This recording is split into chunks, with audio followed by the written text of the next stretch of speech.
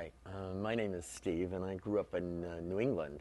And when I was growing up, I realized pretty early on that I was different. I couldn't quite figure it out. But I remember sitting in the very conservative church to which I belonged, and having the minister say, "And all those prostitutes and homosexuals that are going to hell."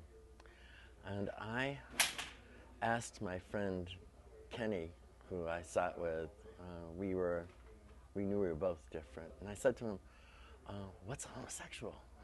I was 13, and he said, "It's people like us." And I said, "I'm not going to hell," and he said, "Pastor Anderson thinks you are."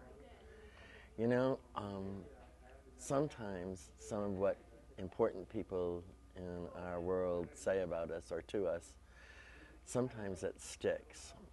And I knew who I was, and I acted on who I was, and I had a wonderful experience at college and all that. But in my mid-20s, I hit a very dark time. And I was told afterwards that a lot of the things I'd been told when I was young, that crap, that some of it stuck. And that's what happened for me. So I want you to know that I had some very dark moments, and they were moments where I contemplated the worst. I contemplated taking my life. I'm so grateful that there were people who helped me to find communities of faith that were different, and places that affirmed who I was. And so I got to live, and I got to grow up. In fact, I got to grow up, and I worked in churches, a lot of them. I finally I was in seminary, and one time I had to talk to some people, and they were making important decisions for our denomination. And I told them, you're talking about people as if they're out there, and they're right here. It's people like me.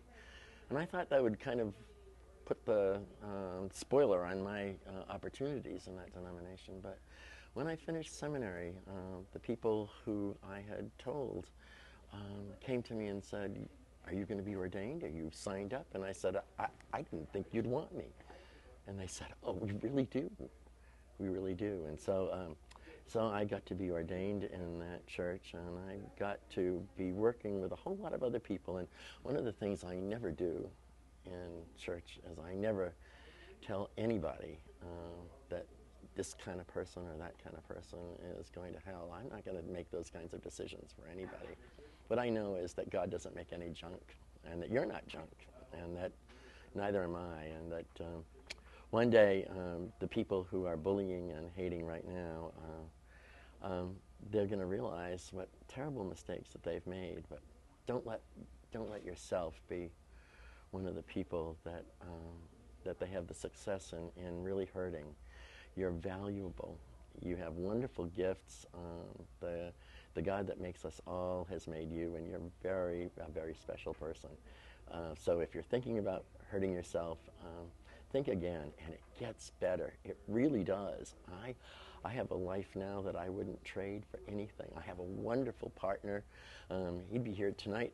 He's already retired, and he's visiting our home down in Mexico. And I'll be seeing him as soon as he gets back. But it's the life that we get is just absolutely the life that we get to have if we hang in there and don't take it away from ourselves. That life is a wonderful and amazing gift, and you're going to get to help other people too. You're going to get to be able to talk to other young people.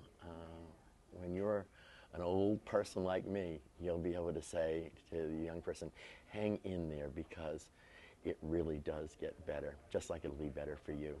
So if you need to, call this number. Please call one of these numbers, and you'll get the help that you need, and it will be just great. Thanks for listening. I really appreciate it.